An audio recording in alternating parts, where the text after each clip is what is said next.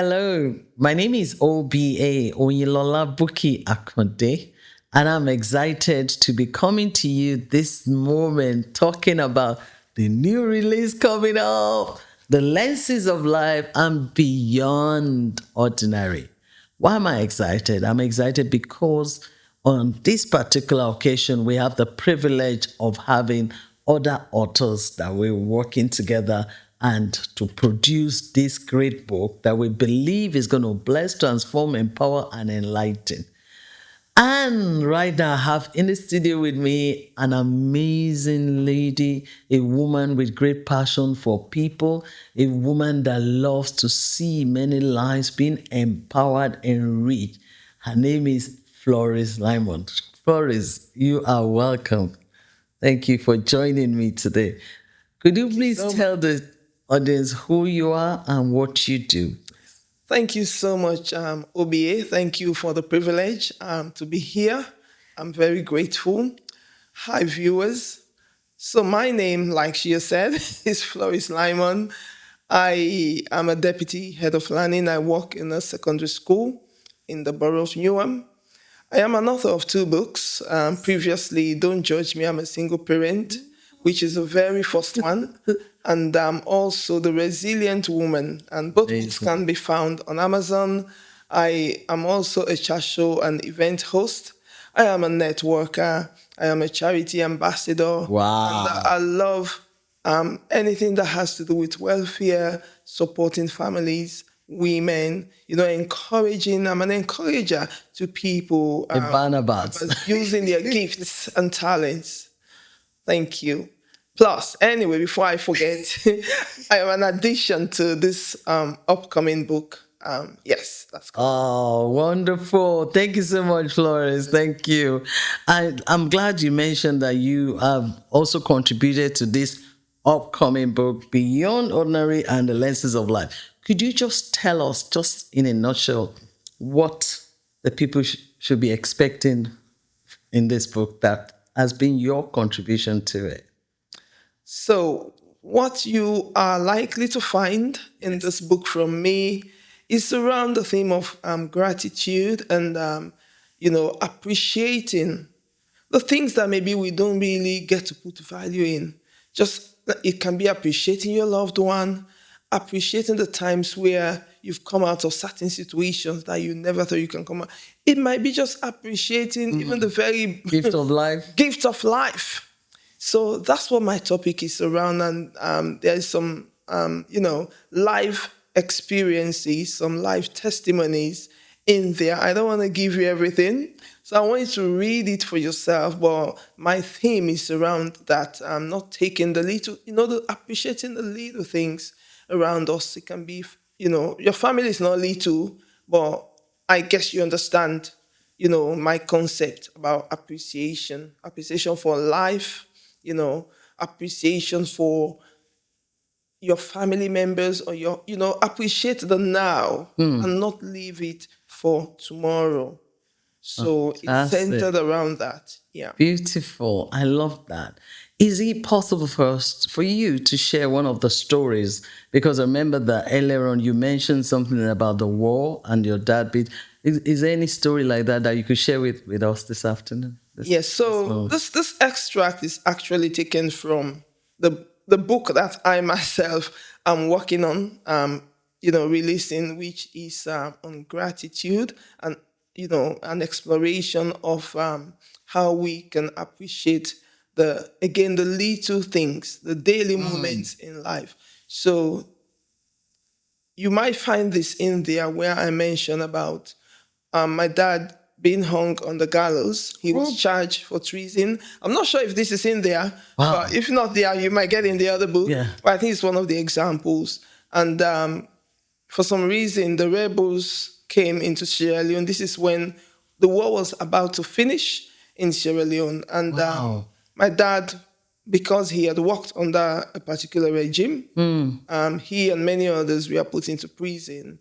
And he was awaiting death by hanging. Wow. I was in university. It was such a tough moment in my life. I was in final year. I had to, when I had my free moments, I would go to court it, it Goodness. was it was tough. But towards the end, when they were granted amnesty, as a result, my dad was freed in the Wow. end. So that was really a grateful moment for us as a family, because many others were already killed, Oh, especially those who were still in the military. They were killed by firing squad. So my dad survived. I wow. must have touched about another moment where I was very ill, and by the grace of God, I came out from that trauma. It was a very, very traumatic experience that I have had. I think there's so many testimonies. I'm not sure of which one you I'm find even in there. But I'm even trying to get over the one with your dad. yeah, Honestly, that must have been a very trying moment, yeah, trying time. yeah. Were you thinking or expecting him to escape or to be able to get out at all? Was there any time that your expectations were, oh, it's gonna come out? Well, it was really bleak then. In as much as we are not happy about how rebels will behave when they enter a city, but when rebels enter a city, the first thing they do always is to go break the Wow. prison doors, Wow. because some of their friends I are in in there. there. It's a place where you have criminals, where some high profile criminals. So if they come break the prison doors, they let go of everyone. Now it's up to you if you want to go back to your old life. And my father had the opportunity to have gone back into the bush Oh, because he was an old military man, oh, but he and many others wow. decided to surrender Okay. themselves to. Then we had the economic team. These are a group of soldiers that come from different countries in West Africa to support when a Oh, partner country has political crisis. So that's how they kept them in a safe place for another 3 months. Then after that, they were released. Because if he had gone back into the bush, he could have died there and lost his life. Nobody yeah. would have You found, might because never have made it. that was the case for many others. I never. Yeah. How old were you around that time? Uni, round about 23, 24. That must still have been scary. Yeah, Wow. yeah. It was really tough. Okay. Wow, indeed. Now I understand what you meant by being grateful. Yeah, I'm not sure if I mentioned this. This was roundabout again. Well, another big one. Roundabout 2005, I was pregnant Okay. with my daughter, Doris, and it was just after New Year's celebration. So I Okay. got this call. If you have family back home, they'll be calling you. Yeah. So I just thought, they are celebrating. That's why they are calling me. I ignored the call. They kept calling over and over again. And for some reason, I ignored the call because I was 7 months pregnant. Until in the morning, my sister's husband, they were still living in London with us. Okay. He now messaged to say, "Sister-in-law, you need to pick the call. Your family is calling you. You. It is urgent." And lo and behold, when we called, our house has been on fire. No. And everybody will have died in that fire except for me only, that was living in the UK. So it's either thieves had come to steal, and they will use a firelight to, find their way into somebody's house. Right. It, that was one of the suspicion. The other one was that maybe it was deliberate, but we are thinking, who could our father? But he was in the military then. He was in political arena, so it could have been anything. Yeah. So my brother was studying the doctor now. He had gotten up to go to the living room to study, and when he woke up, as soon as he approached the door, the heat just pushed him back. So it was an unfinished house. When you're living in an unfinished house, Yeah. and you're living there whilst you're making, you're doing the place. So he now went and woke up, alerted everybody, and thank God some of the windows were not Broken down.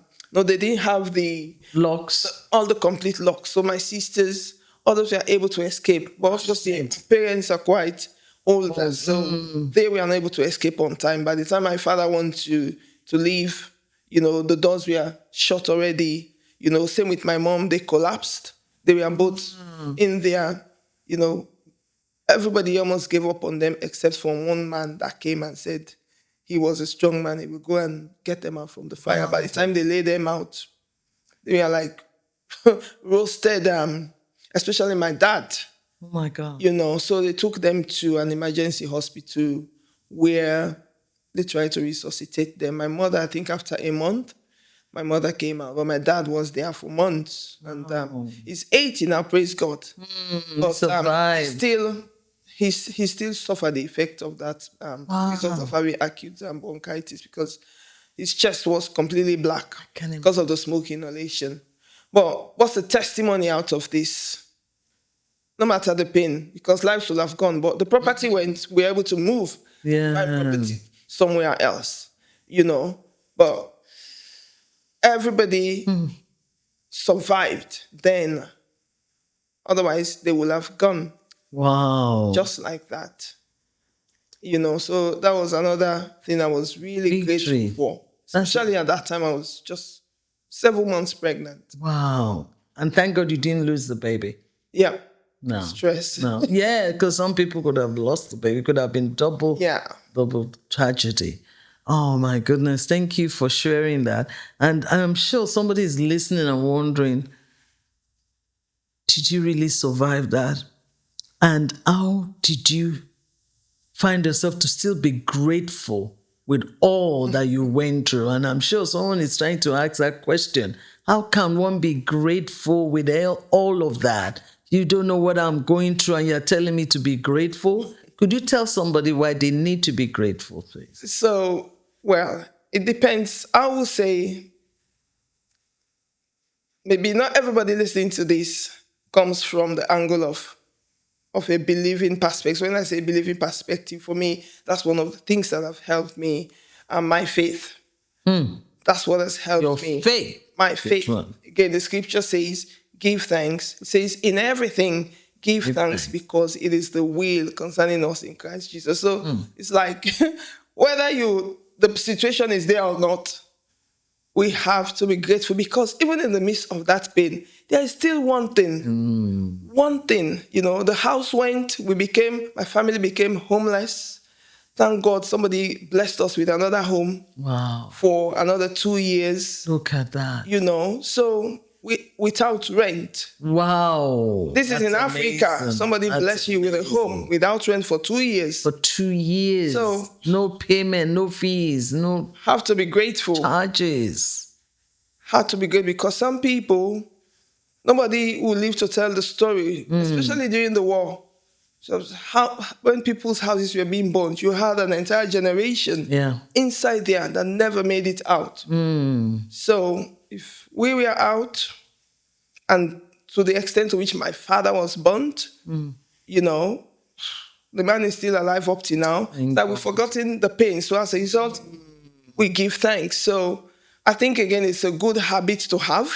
So let me say, if you are not from the faith aspect, naturally, it's beneficial to express gratitude for the little that you have. It does a lot of things for you as an individual when you express gratitude, saying thank you. Even if it's a minute thing, it opens doors. Yeah. It helps your demeanor. It helps your disposition to be grateful. It means you're expecting more, So it's like a choice. You need to make a choice to be grateful. It doesn't come naturally, does it? No. It's a conscious effort. Thank you. It's a conscious effort. It is, definitely. It makes you happy. It makes you feel, you have to be filled with hope. There's just so many benefits. Wow, that's lovely. Gratitude. That is lovely. I'm just, the more you talk, the more I like to see the part of your contribution in this book, because I'm sure it's going to be amazing. And can I just ask you this question? I know that you are an author, an established author, and you've written a few books as well. Could you tell me, what do you think are benefits of being a co-author? Wow. Thank you so much for that question. I think the benefit of how would I call it, collaborating That's it. with Thank you. others. Yeah. You know, first of all, I'll use myself as an example. I'm going to read in the book. I'm going to learn and receive from other people's stories, just like I am Yes. telling mine now. Any other person that Yes. goes, they're going to read mine. Yes. And it's eye opening. Mm. Well, and one of the benefits of writing, the more you read what other people have written, it helps you, number one, your vocabulary, Oh, I love helps you with that. your key I terms, definitely it love helps that. to increase your themes, Yes. even alongside writing. So, for example, when it comes to gratitude, there are other women I know who have written on Yes. gratitude because I read their books. Yes. Then I never knew I would be sitting down writing on gratitude. Imagine. Look at that. I've read other books of some people that you and I know Yeah. on gratitude, which inspired me. Yeah. So there are benefits in collaboration. Plus, there are some things that sometimes you cannot do. Sometimes you can do some things by yourself, and sometimes you need to go alongside, other people. Yeah. So if I want to apply that, to writing alongside other people, Yes. it helps. Maybe it's true this somebody is going to see you. Yeah. Visibility, isn't Yeah.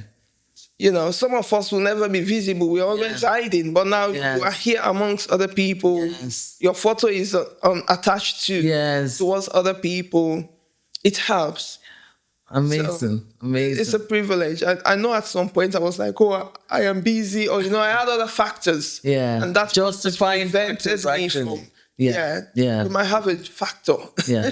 Yeah. That's stopping you from writing Going out. alongside others. But try. There's a place for one, Yeah. or most of the time, there's a place for many. Yes. Working with others. Fantastic. Wow, Floris, I can be with you all day, all night. Seriously, it's just learning upon learning. And also, I've been stirred up to begin to not just take things for granted alone, but to count my blessings. You understand? When you mentioned what happened to your dad and the fire, it's easy for one to say, God, where were you? Where are you? How could you have allowed that to happen to us? But today, look at, even your dad is still alive. 80. Look at that. He's 80. Isn't that amazing? And the lovely girl, or should I say the pregnancy that you had, has become a mighty woman doing amazing things, baking lovely cakes, lovely cakes. Not just tasting it alone, but beautiful, excellent finishing. So I would like to ask you this, should I say final question is, what would be your encouragement to the audience, and what would you like to say to them about them going ahead, getting a copy of this book? Oh, wow. I can only encourage you, get a copy of the book. You will be blessed, you will be encouraged, you will be inspired. Like I said, one of the things that has helped me to write is because I read other people's books. You can read a book, you can listen to it, and reading is so beneficial. Reading, most successful people Our readers. Ooh, yes. most successful people are readers. So I'm working, I'm improving myself. So if I'm still at this stage doing it, then you can do it. So it's not just to buy the book, put it on a shelf, but buy it for someone else, and be inspired, be motivated, because everybody's story is unique. Yes. So imagine these are so many stories put together. When I say stories, pieces of work that's been put together. Wow. There is richness in there. Amazing. For someone to partake, for many of you to partake of. So please be ready to get a book and also be a blessing to someone else. Wow, you've heard it.